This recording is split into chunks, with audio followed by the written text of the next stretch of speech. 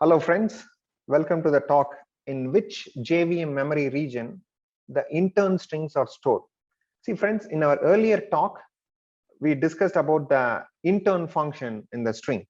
So what does the JVM do when you invoke the intern operation, in which what happens behind the scenes, where it's allocated, and what is the performance impact. So we discussed about those things, right? I will give the link to that talk in this video clip or in the video description. See friends, we all know in the JVM memory, there is multiple regions. There is this Heap region, which contains the young generation and the old generation. And then there is a Metaspace where the metadata definitions of required to execute application are stored. And then there is others region where the threads, code cache, the garbage collection statistics, and then the JNI, the socket buffers, all those are stored. Right? I'm not going to be talking about the details of each memory region. There is a separate talk where we have discussed about it. But in this, I'll give the link to those to the talk, right?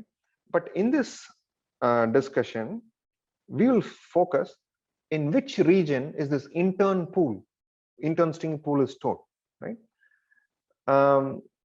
Friends, it is stored in the JVM Heap region, right?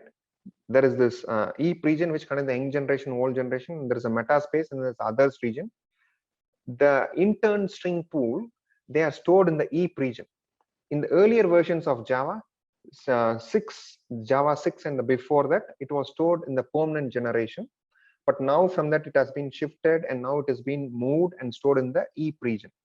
So that's where it is stored. But now what we will do, we will conduct a simple experiment to validate, to make sure whether it's stored only in the Heap region, right? So let's look at that experiment. To make that study, here I put together one very simple example, right? Here, if you see, here there's that I put together this program called Intern Region Demo, right? So here, what I'm doing, here I'm reading a file, a text file called as a fully random data. So how does this file look? So let me show you this file. So here is this file. So friends, this file has like a 10 million records. It has like a 10 million records. These are UUIDs, universally unique identifiers. But one important thing to note is all these identifiers are unique. So all the records in this file are unique. So there is 10 million unique identifiers. There is no duplication, right? So here what I'm doing, here I'm reading this file and then I'm reading line by line. So here see I'm using this reader, the buffered reader, and then I'm reading this one record. And then on that record I'm doing an intern. So what does the intern does? So you want to refer to that earlier talk to see what happens begin the scene. But in nutshell, what happens is when you invoke the intern strings are stored in the string pool. First it goes to that intern string pool and see whether that string is already present. If it is present, then that reference is returned back. If it is not present, then the string object is created and dropped into that pool. So that's what happens. So now, based on this, what's going to happen? If you look at this program, I'm reading the record, I'm invoking the intern operation. That string is not going to be there because it's a unique string. All these 10 million records are unique string, so it's not going to be there. It's going to just keep on doing this. So then what will happen? That string intern pool is going to have 10 million records. It's going to have 10 million records, right? So that's how it is. So that's how this program is going to do. So when I'm executing this program, what I did was I configured the GC log file. That is the garbage collection is the best way to track in which region is this intern pool created. So here I configured a GC log file. By passing this JVM argument, the GC log file will be created and then it's going to be written. So I configured this and then I executed the program. And once that GC log file is generated, then I analyzed it using this GCEC, the GC log analysis tool. So I uploaded to the GCEC tool and this is the report it generated. You can see here, it has this report. It is showing the report, the heap usage. You can see the heap. So this graph, shows the memory utilization of the heap region in the memory, right? You can see it is growing because I'm keep on adding 10 million records, right? And there is reference to all those 10 million records.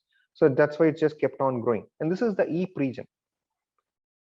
If this was created in the Metaspace, right? Then in the garbage collection, the tool would have shown the Metaspace graph. Since there was no activity in the Metaspace during this execution, right? It didn't show. But if it would have happened, then it would have shown the Metaspace graph here. I'm not seeing it here. So now let me show you another GC log behavior where there was a very heavy Metaspace activity, where a very heavy Metaspace activity was going on. So this is how that report was looking, right? This is the heap behavior, and here there is this Metaspace region, right? Here I can see this going up and down, up and down. There is Metaspace is being reported. Whereas in our example, there is no Metaspace region is being reported because there is no activity in Metaspace. So this concludes that the intern pool is created in the heap region and not in the Metaspace. And the others region contains only the threads and the sockets and the GC activity and the code compilation, the code cache kind of a thing. So there won't be any, it's not stored there. But here it's very clearly evident. It is keep on growing. This heap region is just kept on growing. It started at with 0 MB and then it went all the way till 950 MB. Right? So this experiment concludes that string intern pool is stored in the heap region. Right?